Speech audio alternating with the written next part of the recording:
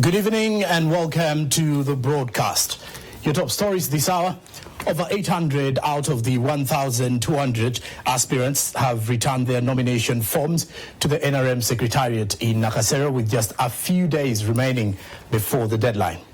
Also tonight, voting for the special interest groups has continued with the voting of youth leaders today. However, opposition parties have questioned the credibility of the process, citing irregularities and trading accusations of malpractice.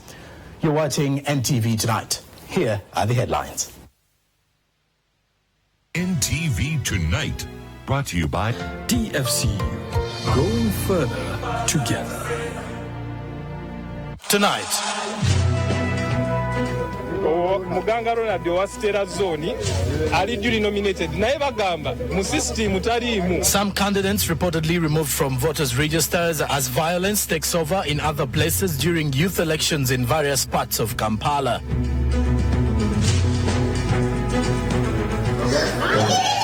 NRM aspirants asked to keep peace as over 800 returned their nomination forms to party headquarters. Also on NTV Tonight, National Unity Platform vows to win the 2026 general elections with a landslide. This as the party prepares to finalize its expression of interest exercise.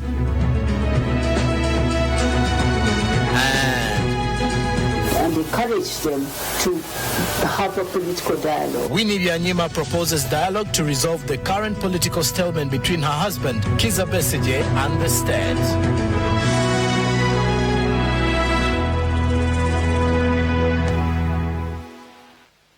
TFC, going further together.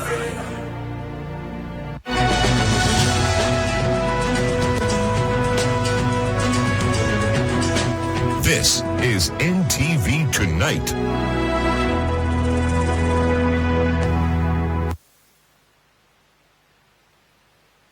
Thank you for joining us. I am Jerome Paul Sonko and our sign language interpreter is Maureen Nambalira.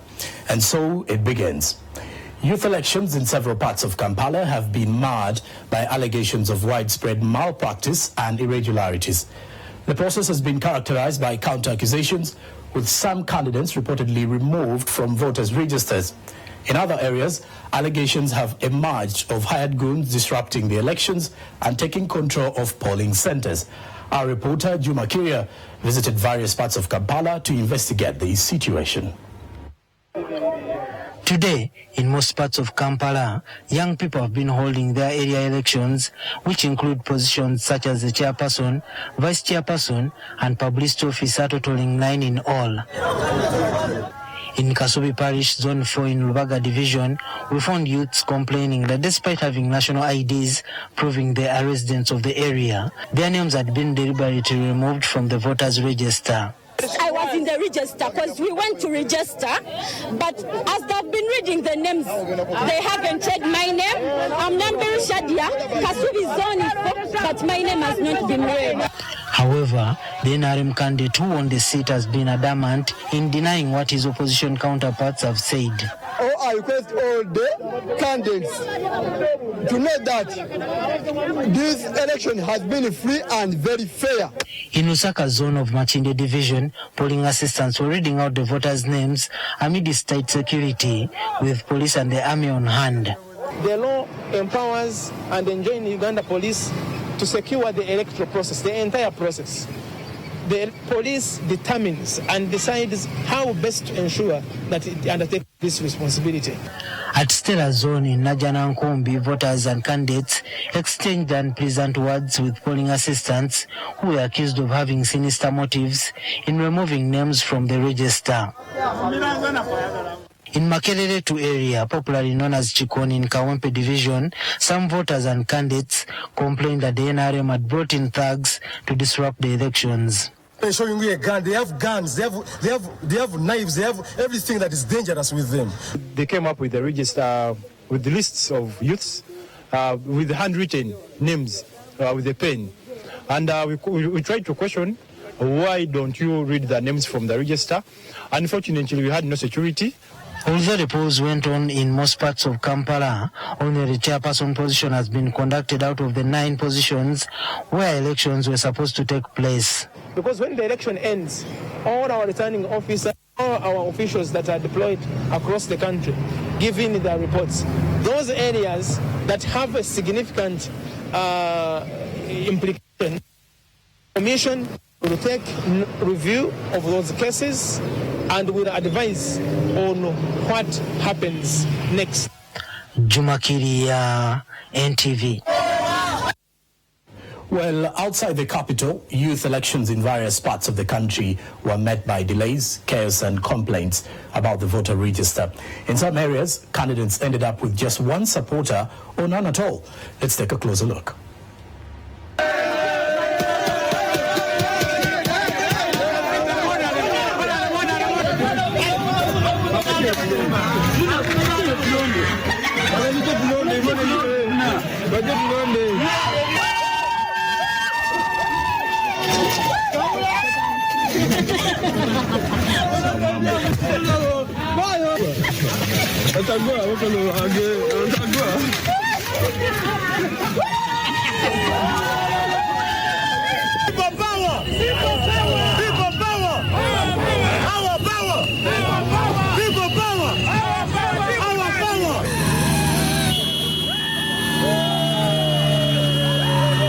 Is not updated, and other people are not in the register. Yes, and moreover, they are youth. They are supposed to work. Now people are what? Disorganized because they don't want us to follow the register because they know that the register is not what? Updated. PDP said we have to follow the register. Even though they finish the whole day here, they have to be here.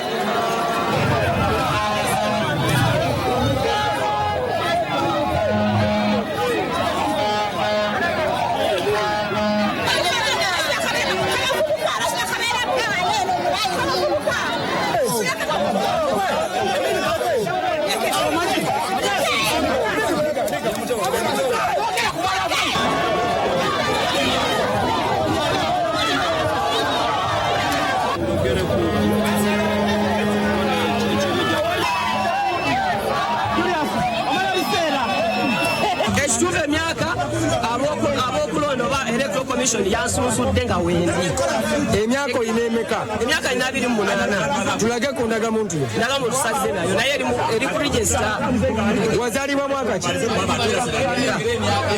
tomanyi mwaka gwe wazaliwa tengo manye myaka joina ndaga muntu kweli wazaliwa mwaka ki gendo kebere mu register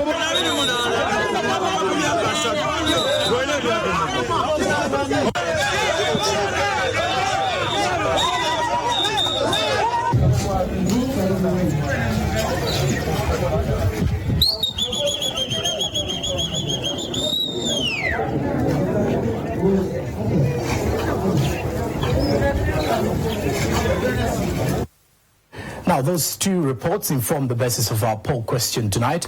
We're asking you to share your thoughts on how youth elections were conducted in your area. Share with us how youth elections were conducted in your area. The hashtag is NTV Uganda and also NTV Polls and NTV News, or you can use NTV Tonight. Moving on. Over 800 out of the 1,218 aspirants have so far returned their nomination forms to the NRM Secretariat in Nakasero. Tanga Odoi, the chairperson NRM Electoral Commission, has asked those who haven't returned their forms to do so before their last day. Lydia Feliakulu reports. The National Resistance Movement, NRM, has announced that 830 party members have so far returned their nomination forms for the different contests ahead of the primaries. I hope to be the Member of Parliament for Ruchiga, and I will able to represent them by fronting the message on socio-economic rights. This current election of 2026 is going to create a precedent in which the first Member of Parliament elected on the NRM ticket is going to return from Gweri. Despite the large number, NRM members continue to flock the party offices to be nominated for the primary elections scheduled for next month. I want to appreciate the people of Namutumba for standing with me and giving me this confidence that they still trust me to lead them another term.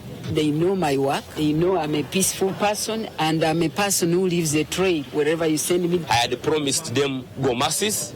I was able to provide 22,500 gomasses to all my women who had voted for me. I had promised them horse. I was able to provide over 21,000 horse that they had demanded. I had promised a number of other things, including saucepans, for example, to groups. The aspirants have made promises to uplift their constituents out of poverty, vowing to represent their interests effectively. The people of Rukungiri are hungry. They're hungry for proper leadership. They're hungry for women representation.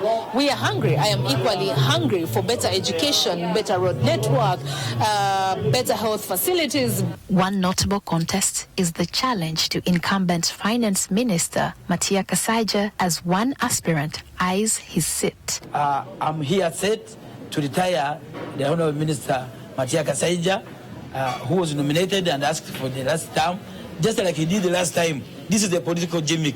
So I want to help him to officially retire since he has not delivered wealth, employment, and effective service delivery in the government. The development signals a potential shake-up in the party's lineup for the general elections. Meanwhile, Fox Odoi has warned against individuals using young people to incite chaos. Do not subscribe to violent political intercourse. There's only one person with the power, that is the voter. So how can you extract his vote by rewarding him with violence? I call upon everyone from Bushenyi to make it a point that we have peaceful elections and we respect what people decide. In some constituencies, candidates have gone unopposed, including Government Chief Whip Hamson Obua.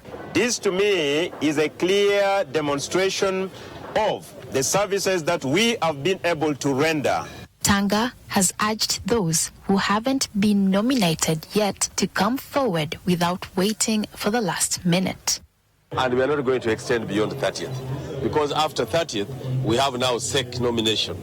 The NRM primaries will determine the party's candidates for the 2026 general elections. Lydia Feli Akulu, NTV Tonight.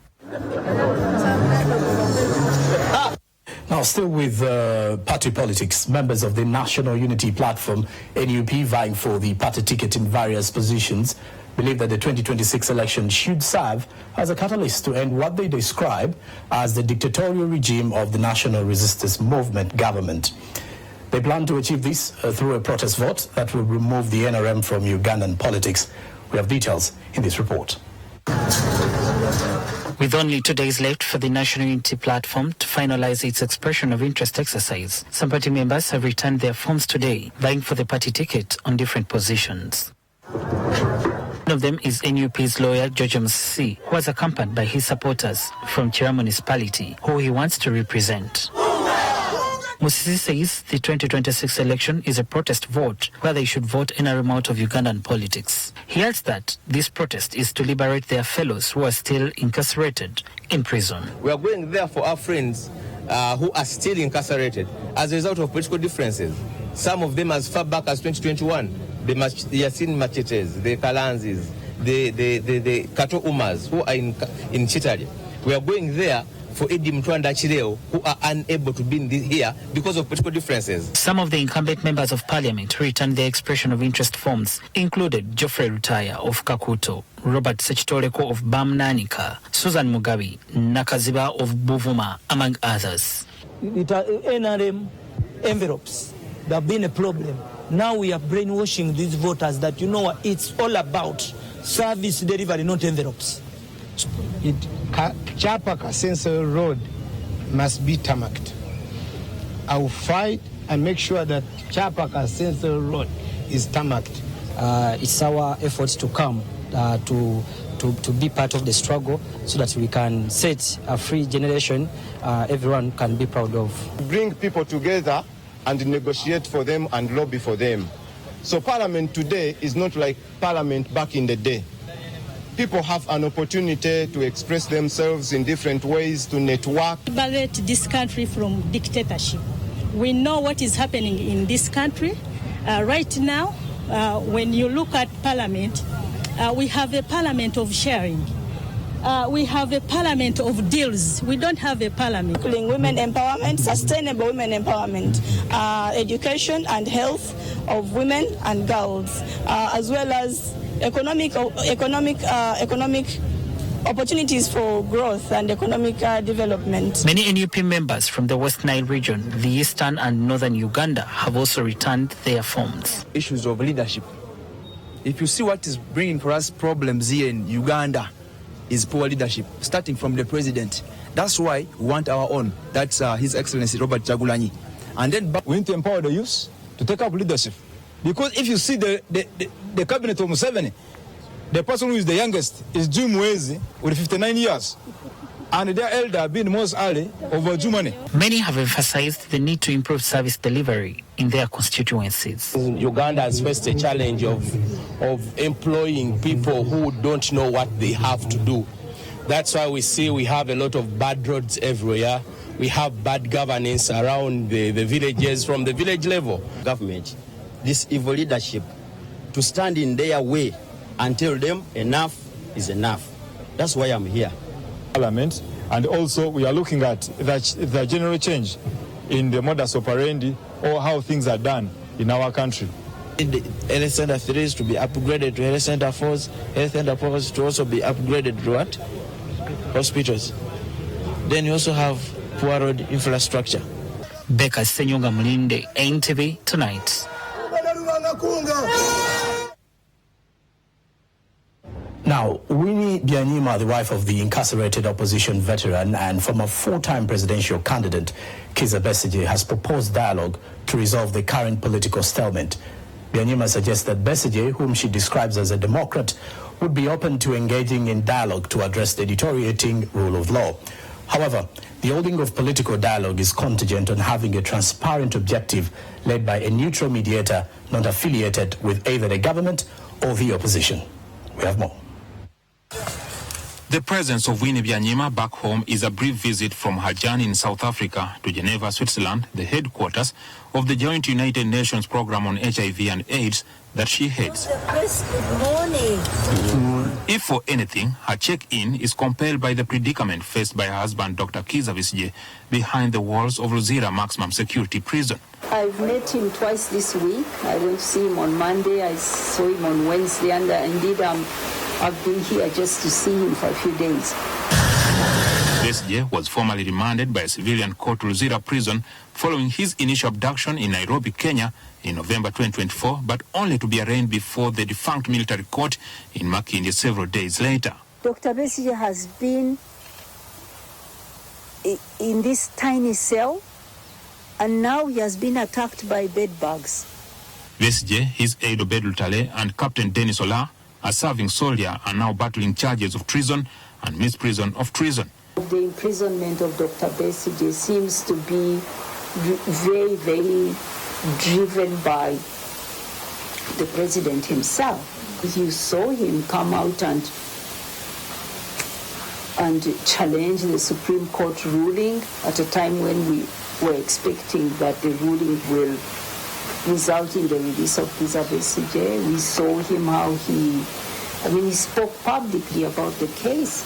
You saw his son even saying he has fixed a date and a place where to hang him. Byanyima is concerned that the country has reached a political stalemate which is manifested in the persecution of political dissidents. Her engagement with those assumed to wield power has yet to yield fruits. Yes, I have talked to some people who are in the executive branch and encouraged them to have a political dialogue. No, they are not making much progress, obviously. She says it is time to sketch out a deliberate and planned system to provide for a peaceful transition to avoid skirmishes that could erode down the achievements the national resistance movement made in its early years. Our economy was sinking. He challenged that. We followed him, and we turned the country around. We did. Some people want to say to rewrite the history. They are wrong. We did. She proposes that holding a political dialogue between the powers in government and the opponents of the regime is the way out of the political conundrum. He's open to dialogue. Why? Because he's a Democrat. And he has put himself out dedicated himself to this struggle to give Ugandans a fair chance to choose their leaders. So if there's dialogue, why wouldn't he come to the table? Of course he would come to the table. But there are minimum preconditions for the dialogue to take place. So having clear objectives is important, and having a process that is facilitated neutrally. I mean, this is would take some humility and trust on the part of President Museveni and his NRM party to trust some neutral facilitation. There were attempts to hold dialogue in the past that never took off from the planning table, the most prominent of them being the dialogue that the Swedish government is said to have been approached to mediate in 2017, though it was disputed by the government. Besigye has in the past stated that his engagement in a dialogue is conditioned on it being broad-based, arguing that the issues at hand concern all Ugandans. Desperate times call for desperate measures. With Besigye being under incarceration for 6 months now, it appears we have crossed that moment, with political dialogue now cast on the table. As to whether parties critical to a political dialogue will be willing to engage is another subject. Jackson Onyango, reporting for NTV in Kasangati. Well, you're still watching NTV Tonight. We do take our fast break this evening, but here's still to come. Still to come. 12 of the more than 70 Ugandan students declined to return home amid the war between Iran and Israel. And efforts to fully implement the East African Community Common Market Protocol continue to face major setbacks, with trade barriers still hindering the free movement of goods, services and labor across member states.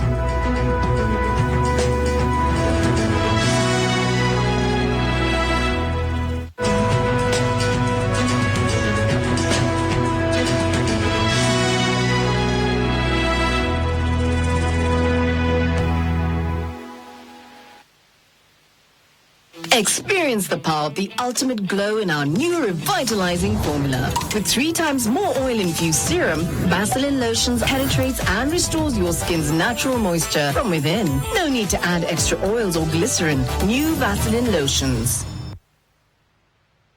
The Institute of Certified Public Accountants of Uganda announces the 13th CPA Economic Forum, which will take place from 9th to 11th July 2025 at the Imperial Resort Beach Hotel and online. The theme is Sustainable Economic Growth, Transforming Today, Thriving Tomorrow. 21 hours of CPD will be awarded to participants for full attendance. We've got you with an upgrade on us, plus the best entertainment. We got it, we got it. People always ask me, do you ever get scared? This thing is spicy. We're going big. Where are heroes? Look what you've been missing. He has done it! Second charge. More shows, more value, and more reasons to stay connected to DSTV with an instant upgrade and more channels on us. DSTV, we've got you.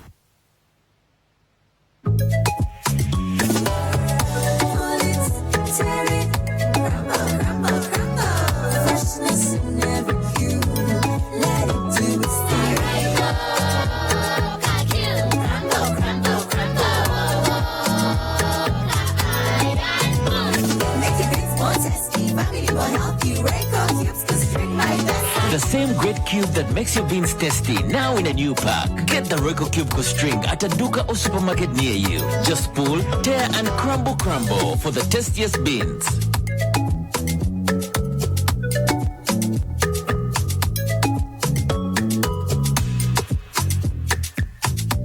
Royco Cube String.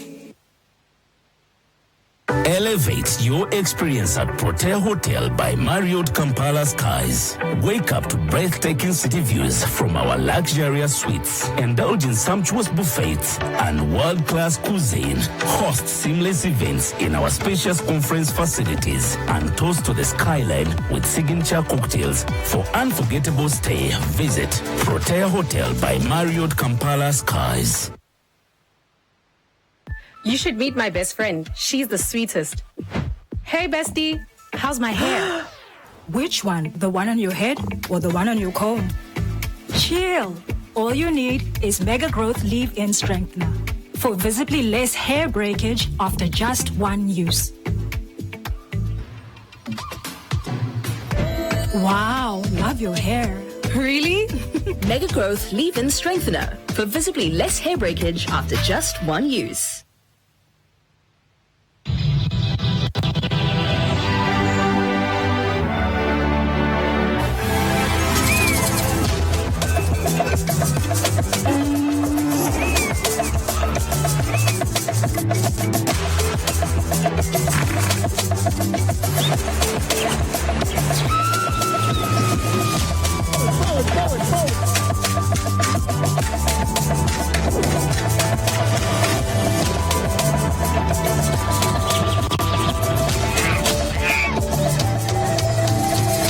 Uniquely ours.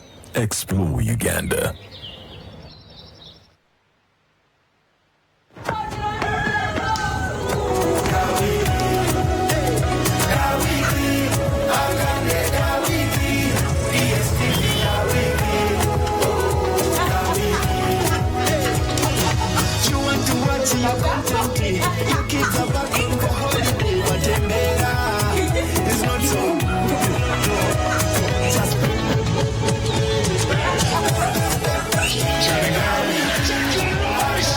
DSTV kwanjulira ka wiiki akabuli omu kati osobola okusasula DSTV buli wiiki n'onyumirwa show zo ezisinga okukyamula okumala ennaku 7 ku nnusu 15 zokka mwattu obinyumirwa wonna weoyagalidde. DSTV ensibuko y'ebisanyusa. DSTV Uganda erungamizibwa ekitongole ki Uganda Communications Commission.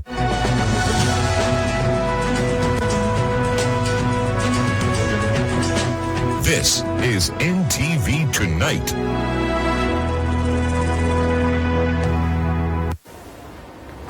Well, Aaron, we did ask you to share your thoughts on how youth elections were conducted in your area. Welcome back from the break. And Mirembe on X says, kudos to the EC and Chibuli Police Department of Operations for a well-organized youth election. The process was smooth, transparent and peaceful. NRM won, #NTV poll. Thank you, Mirembe, for your comment. And Waniela Habert says, watching from Sironko District, they don't know what is going on, hence lack, I think he's meaning sensitization. Thank you very much, Waniela Habert, for that.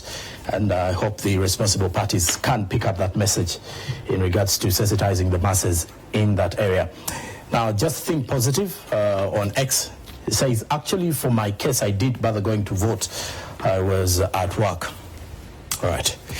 Thank you very much for those particular comments coming your way. The conversations do continue online now. NTV Tonight does continue. Amid rising hostilities between Israel and Iran following a wave of airstrikes, concerns over the safety of Ugandan nationals in both countries have taken center stage.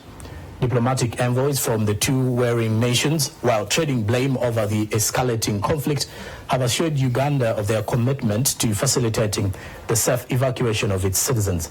However, we've learned that 12 out of the more than 70 Ugandan students currently residing in Iran have declined to return home, opting instead to remain at their university in Tehran. David Joe has more.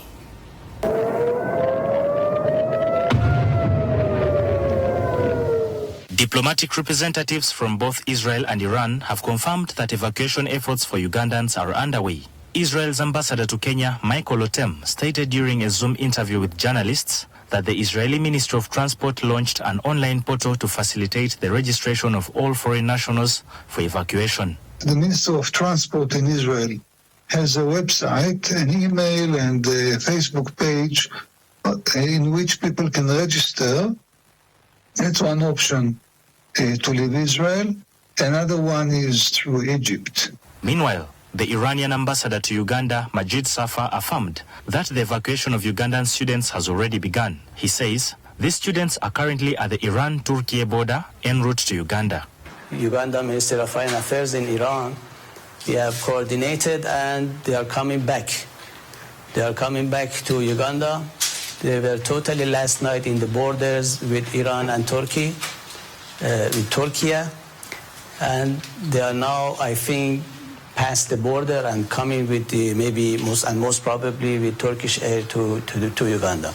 Despite these efforts, The diplomatic rhetoric between the two nations remains tense, with both sides continuing to level accusations against each other. Ambassador Totem retaliated that Iran poses an existential threat to Israel, referencing a long-standing intelligence dossier compiled nearly 4 decades since Iran began developing its nuclear facility in Bushehr. They are working on a military nuclear plan,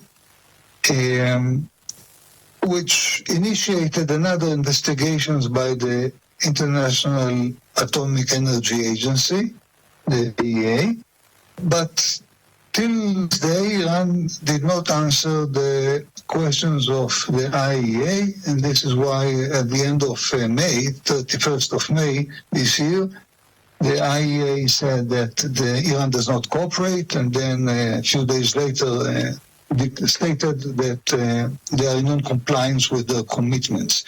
In response, Iran's ambassador to Uganda, Majid Safar, insisted that Iran's nuclear program is strictly for peaceful purposes. He condemned Israel's airstrikes, describing them as acts of aggression targeting densely populated civilian areas in Iranian cities. You know, the Israelis sometimes are saying that they have targeted Iranian military officers and military officials. But the military officials, they were not in battlefield. They were in their home, sleeping in the midnight. And they have been killed together with some of them with their families. Ambassador Safar also criticized the United Nations Security Council for what he described as its deafening silence and lack of action. It is inconceivable that such aggression and crimes by the Israeli regime could take place without the full approval and backing of certain Western governments, most notably the United States. When questioned on the possibility of mediation, Iran maintained a firm stance. It is not seeking mediation, but instead demanding strong international condemnation of Israel's attack. We are not requesting for any type of mediation. You know, we are not requesting for any type of mediation, but a strongly condemnation of the Israeli attacks against our country is 100% requested from the African countries. With the ongoing war whose end still remains a mystery, Uganda does not maintain embassies in Tehran or Tel Aviv, but operates through missions in Cairo, Riyadh, Ankara and Doha, which are now critical coordination points for the safe repatriation of citizens. With both Iran and Israel airspaces closed, a huge challenge acknowledged by the ministry remains the delay in securing transportation due to the volatile security environment and restricted travel corridors. I'm David Ijo for NTV at the Iranian embassy here in Kololo. Away from that, former Prime Minister Dr. Ruhakana Rugunda has urged African parliaments to unite and collaborate in addressing the most pressing issues of insecurity and poverty that continue to plague the continent. He made the call at the launch of the inaugural African Regional Conference on Parliament and Legislation, AFRIPAL. The former Prime Minister of Uganda and board chairperson of the African Association of Legislation, Dr. Ruhakana Rugunda, has called on parliaments across Africa to unite and work together to find solutions to challenges affecting people in Africa.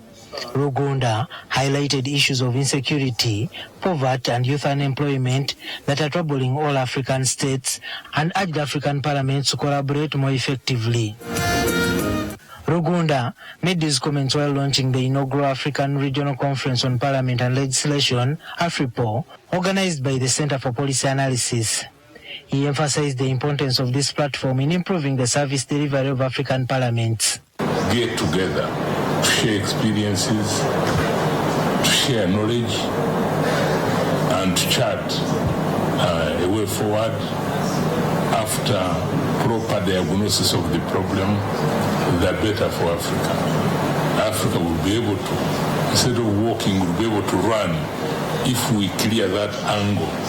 Similarly, the president of AFRIPAL, Professor Gerard Kareija, praised the creation of the platform that unites African legislators, stating that it would be critical in providing training opportunities to legislators offered by various researchers. So we want to see what contribution can we make to strengthen parliaments than only looking at what they are failing to do. but instead work with them to become better.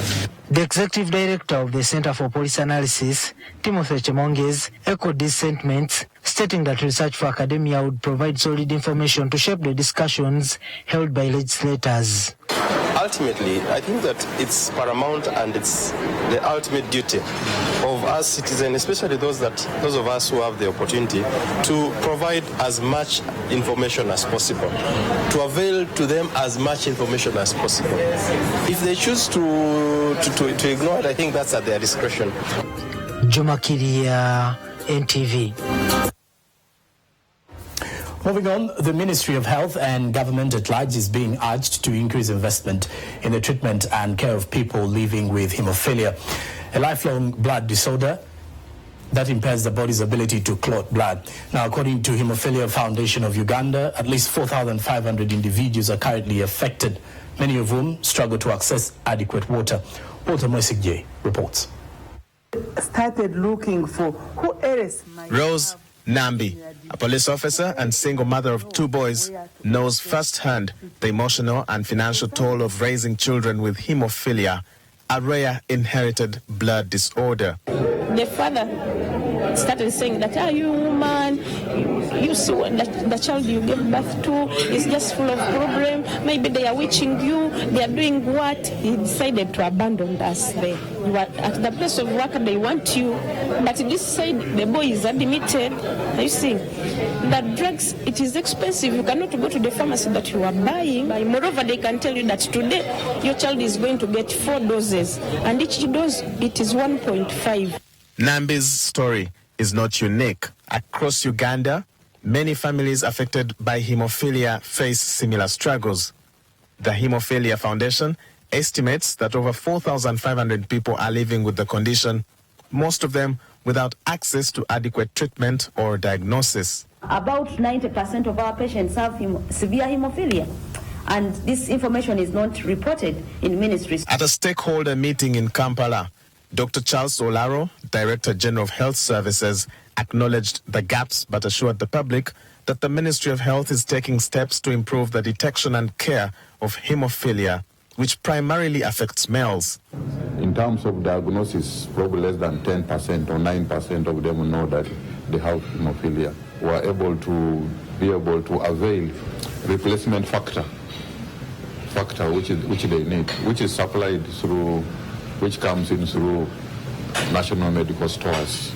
As a ministry, we worked with the national URA and National Drug Authority to have taxes waived on these commodities. The meeting coincided with World Sickle Cell Day, drawing attention to yet another pressing public health concern.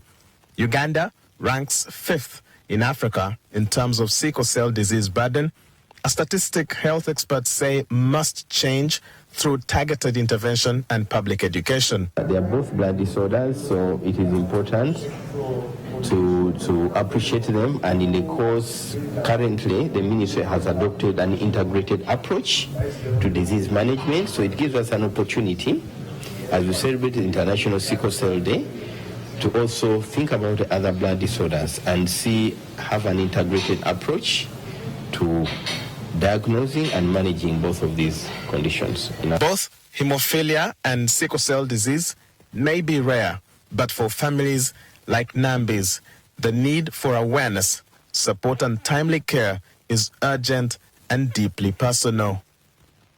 Walter Mwesigye, NTV. Now, away from that, the declining humanitarian support in Uganda is threatening to have dire consequences for more than 1.8 million refugees in the country. Critical sectors like water, sanitation and hygiene have already been affected. In the following report, we focus on Nyumanzi refugee settlement in Najumani district, where the supply of clean water to the most vulnerable refugees is now at stake due to funding gaps.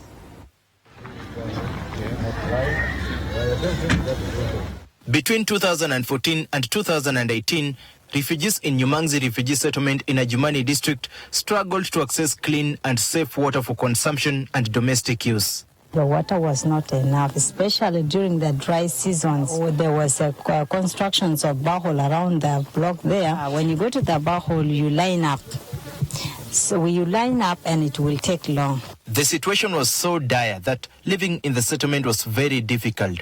Hygiene standards were low, exposing the refugees to diseases. But in 2019, something positive happened. With the support of UNHCR, the UN Refugee Agency, the government of Uganda, the European Union, and other donors and partners, the Lutheran World Federation invested in supplying clean water to the refugee population at Nyumangzi refugee settlement. In Nyumangzi, we support about 43,000 refugees, and we have a mix of water sources.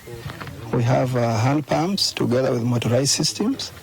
Motorized systems, where we motorize, we get an existing or we drill a borehole and we pump it using solar or generator, and the water is stored in a reservoir, which is then distributed through public stand posts, where we are distributing these stand posts so that they are closer to the communities and walkable distance. However, some refugees requested Lutheran World Federation to extend water supply to their homesteads, but this came at a cost. We have also yard taps.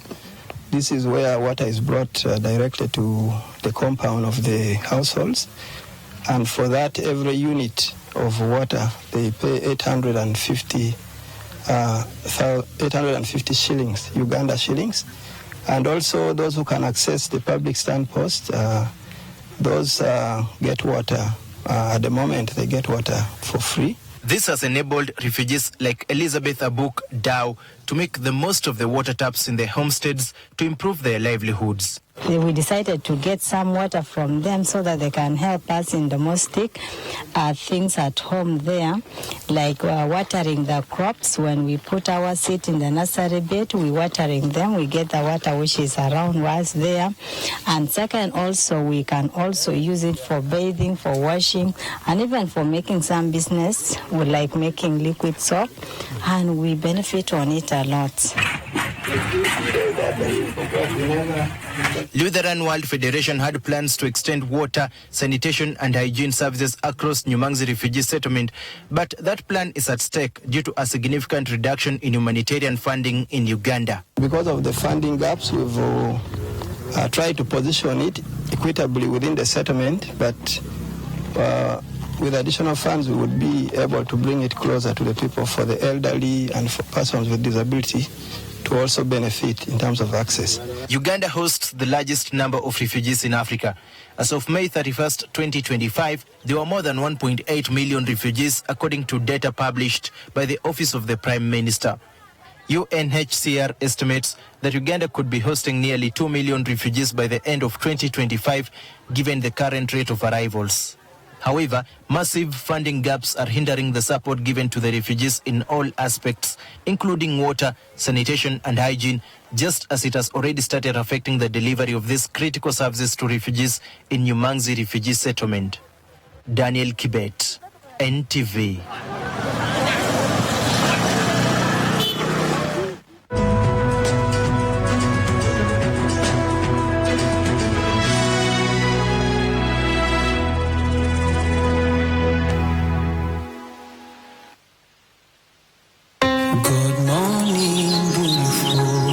Time to wake up.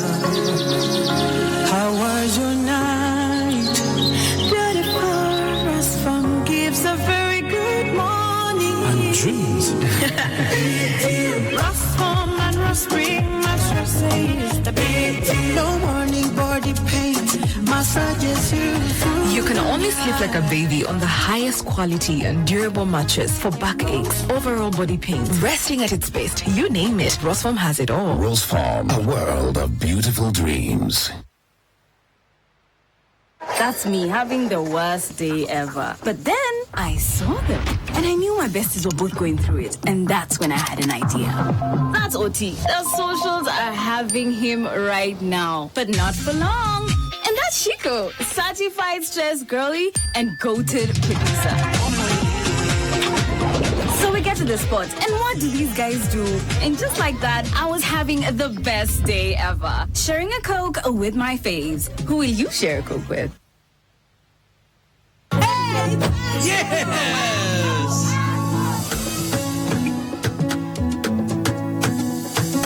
A Everyone has a dream of owning a house this year. It's your turn to Joga 2025 with ABSA. Switch to ABSA and make your dream a reality by applying for the ABSA Home Loan.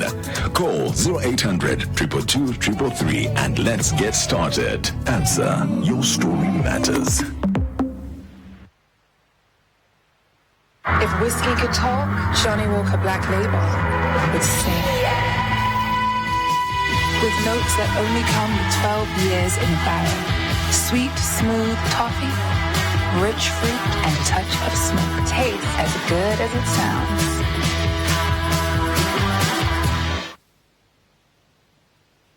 Wangula school fees wa mwaka mulamba.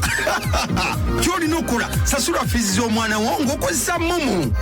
Nyiga akamunyenye emu mukaga tano kamunyenye munana noti akadala. Londa ko namba 2 school pay. Londa ko namba emu okusasula fees. Teka mwe namba y'omwana wo okusasula fees n'omuwendo gwa sente zoyagala okusasula bw'omaliriza teka mu pin code yo. Aha! Aujja kuba oyingidde butereevu mu kalulu k'okuwangula fiizi za mwaka mulamba.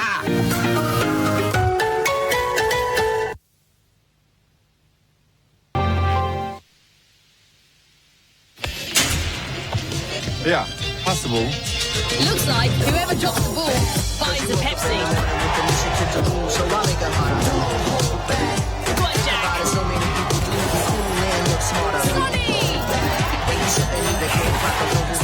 Saved by Leo.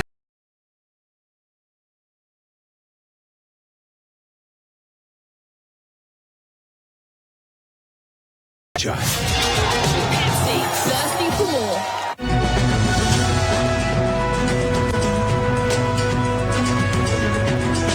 This is NTV Tonight.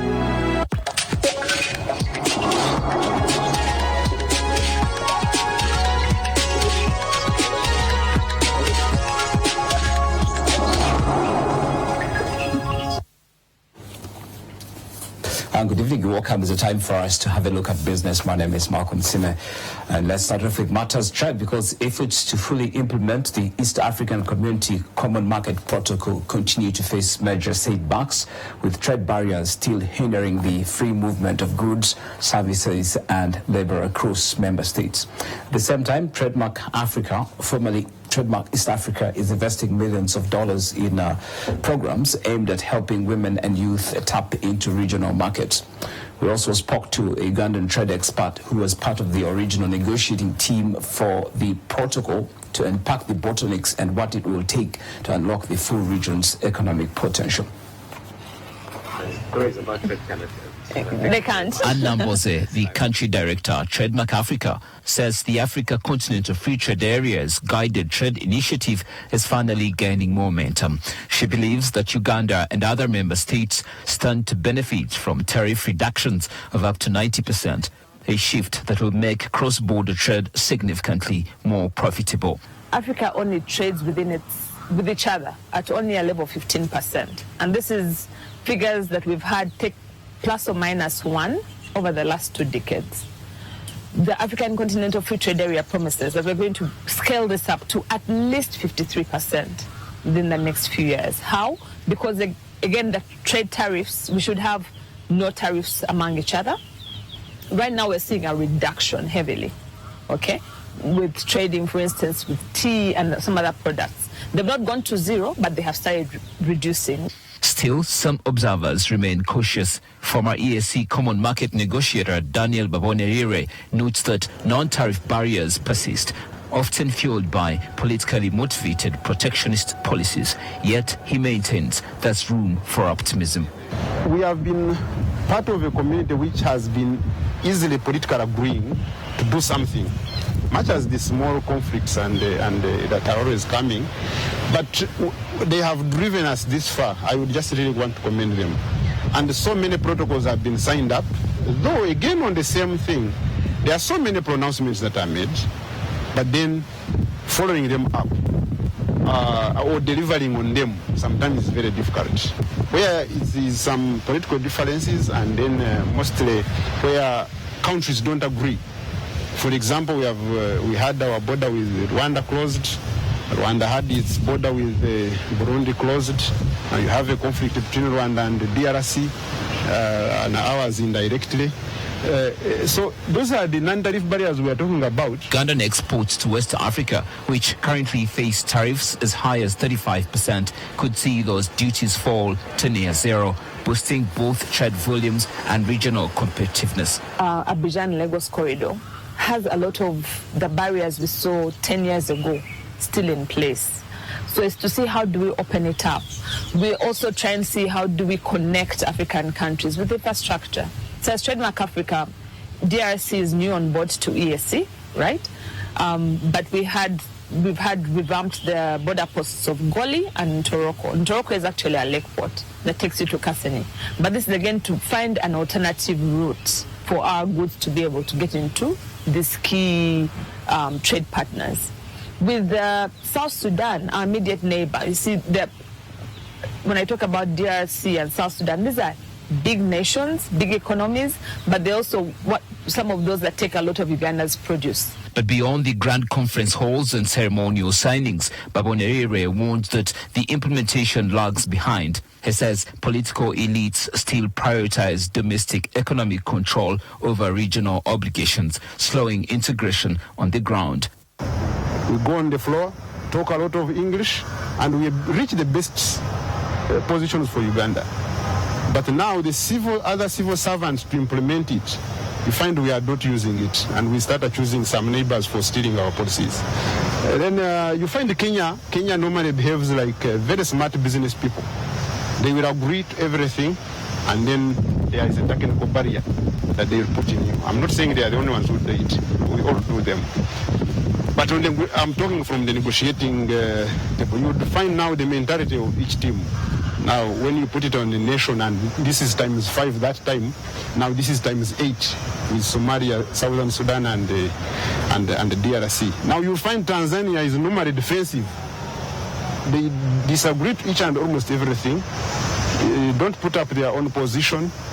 But somehow you must agree with them. Despite legal frameworks and visible progress on areas like customs, politics remains the greatest hurdle to realizing East Africa's full free market potential, with election cycles and national interests often taking precedence over unity.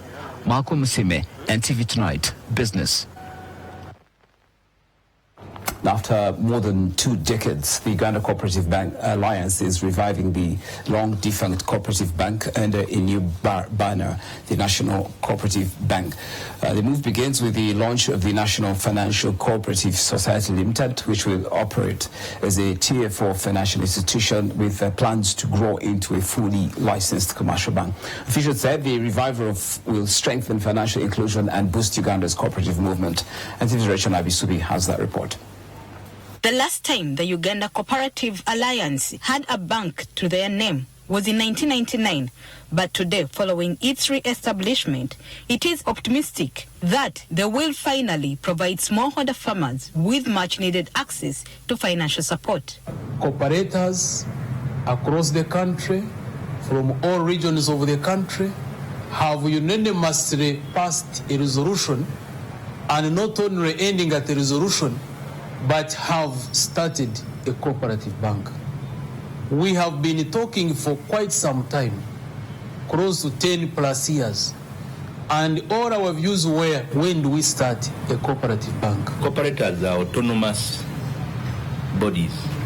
These are autonomous organizations. They can take decisions of their own. They can initiate policy. Our role as a ministry is to supervise and also regulate.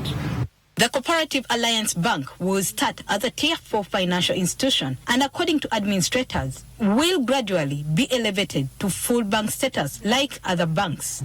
It will start as a financial institution like any other circle. They will continue growing until such a time when they meet the requirements of the Bank of Uganda.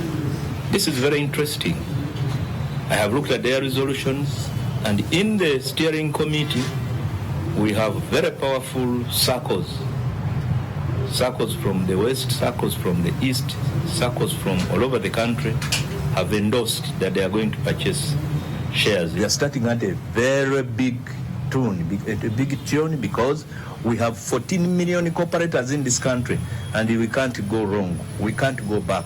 That is the only conviction I have, that this bank will be very successful. Cooperative representatives from across Uganda welcomed the establishment of the new bank. We grew up knowing when I was young that there was a cooperative bank which was meeting the requirements of the farmers.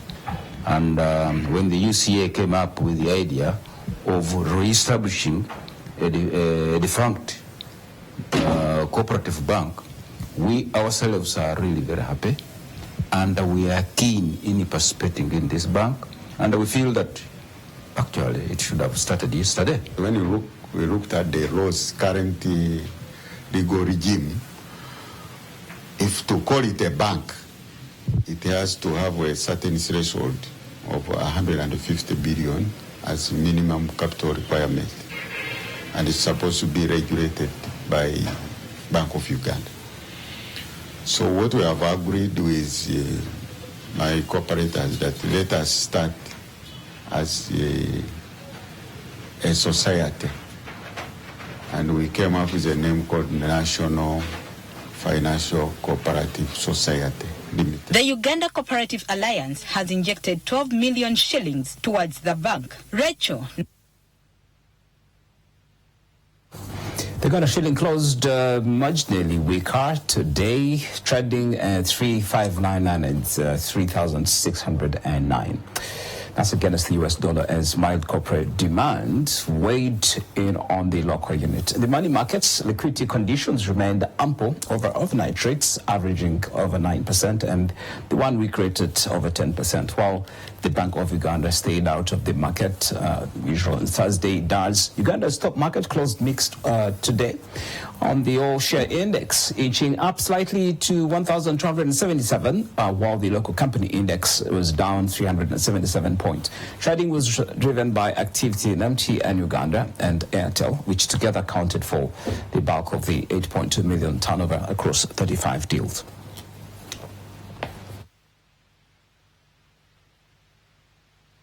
Now, oil prices across the world rose on Thursday as a week-old air war between Israel and Iran escalated, and uncertainty about U.S. potential involvement kept investors on the edge.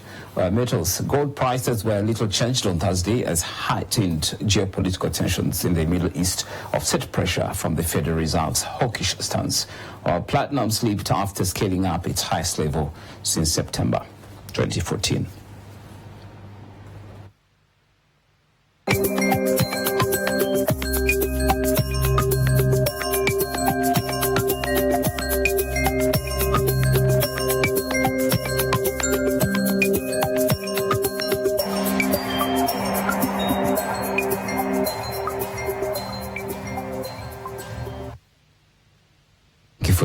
Thank you very much once again, and you can see these stories on our YouTube channel in case you missed out, and follow us on social media platforms.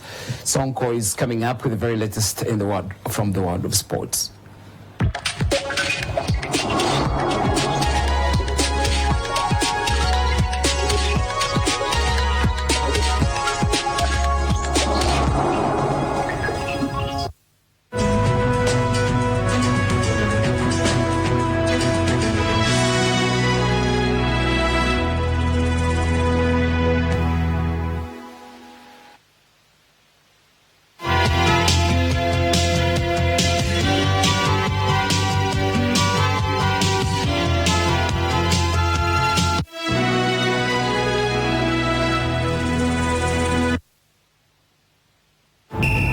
Greatness isn't given, it's earned. It's the result of your mindset. Relentless, focused. So when greatness is within reach, you're ready. Rule your kingdom.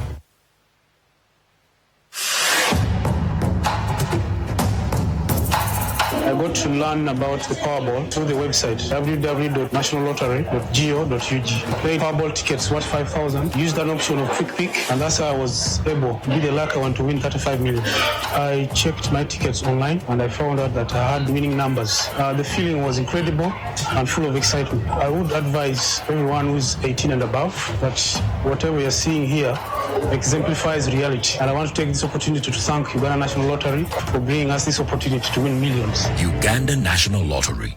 Dream, play, win.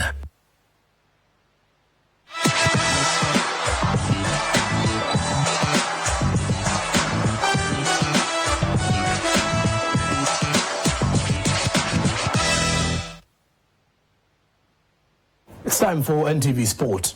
The sports subsector will have at least 508 billion shillings to spend this financial year, following the national budget for the financial year 2025-26 that was unveiled last week.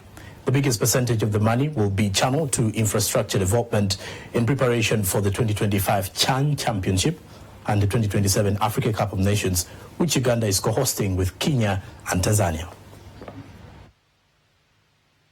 The government has stepped up efforts to co-host the successful 2025 CHAN finals and 2027 Africa Cup of Nations with a huge budget increase from last year. Last financial year, the sports sector received 283 billion Uganda shillings, but this time round, a 225 billion shillings increase has seen the figure grow to 508 billion. Government of Uganda has prioritized sports subsector, aware that we have a number of projects which government is investing in order to harness the opportunities for hosting the upcoming CHAN and AFCON in Uganda. The biggest chunk of the figure, 465 billion, has been allocated to the development of infrastructure. Uganda will co-host the two continental football events with Kenya and Tanzania. Hoima Stadium is expected to be ready by the end of this year, while the upgrade of the Nelson Mandela National Stadium in Nambole is expected to take shape. Various training centers in and around Kampala, as well as Masindi, will also be covered in the budget.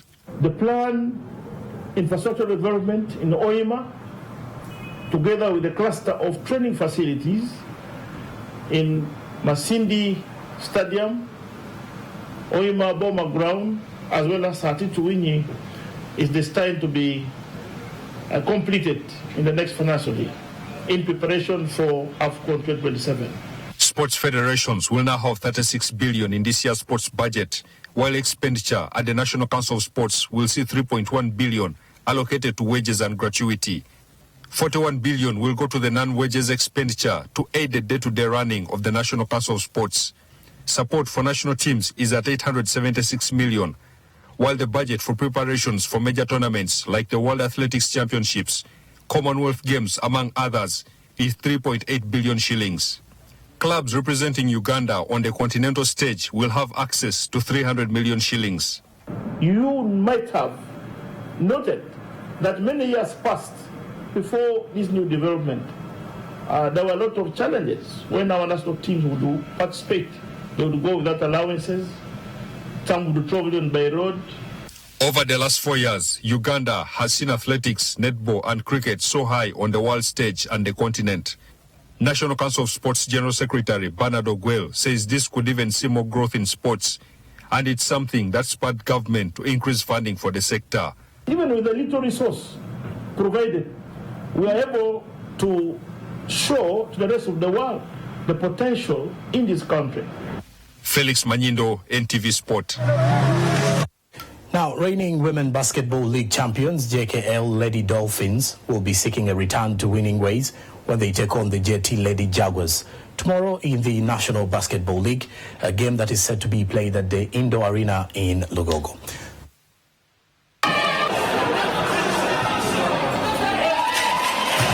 UCU Lady Cannon secured a hard-fought 71-67 win over the JKL Lady Dolphins in the National Basketball League game played last night at Lugogo Indoor Arena. The Lady Cannons overcame a short-handed Dolphin side that was without key players Evelyn Nachiinji, Betty Longom, Rita Imanishimwe and Flavia Okecho. Hajara Najiko's layup closed the opening quarter with the Lady Cannons holding a narrow 20-19 lead. Despite a strong fight back from the defending champions, the Lady Cannons held on to win by 4 points. Slavia Nantongo starred for UCU with a double-double of 16 points and 12 rebounds, while Hopper Kello dominated with 31 points. Tamasha Nsubuga also added 13 points to seal the victory. The Dolphins will now look to bounce back against the Lady Jaguars tomorrow at the Indo Arena in Lugogo. Meanwhile, in the men's division, Summit Basketball Club pulled off an outstanding performance, securing an 85-81 victory over the Kampala Rockets in a tightly contested match played last night at Abuja Park in Nalia. Peter Cheng led the charge for Summit with an impressive double-double of 29 points and 25 rebounds. He was supported by John Focus Teko with 15 points and Fataki Nyembo, who chipped in 13. The win was a major boost for Summit, especially after their shocking 55-52 loss to the KCCA Panthers last weekend. We came out a loss from KCCA. So the KCCA loss motivated us to have a win against Kampala Rockets. Though we went head-to-head with them, but we stick to what coaches script. Rebounding, pressing them. It really motivated us to have this game win. Cheng was exceptional. He was great on the boards. He shot the three-point ball very, very well. And ultimately, he's the one who stretched our lead. However, there was contribution from across the bench. So, like I said, we executed better than we did a previous game, and we stuck to what we had in plan, ultimately giving us the victory. The National Basketball League resumes tomorrow with a headline clash in the men's division as the UCU Cannons take on City Oilers Basketball Club, the big game of the day. From basketball, the Uganda national team for American football has set off for Egypt to take part in the inaugural African Flag Football Championships, due to kick off tomorrow. Now, 8 African countries have confirmed participation in the event that will see Uganda compete in Group B alongside Senegal, Morocco and Tunisia. We have been working so hard to see that we go and represent our country and our clubs, see that we bring back the trophy. This is a very big event for us, and we are extremely happy and excited to be part of it. Some of the biggest, sporting countries like Nigeria, South Africa, Morocco, Tunisia will be part of it. So it's a good thing to have Uganda, side by side with some of these big countries in sports. So the team has been, in practice for the past months, and we believe and we are confident that they will deliver results. Next year we have the World Championships, 2026, and we hope we have a team that goes there. That will also be a preparation towards the 20 football will be that will feature for the very first time in Olympics.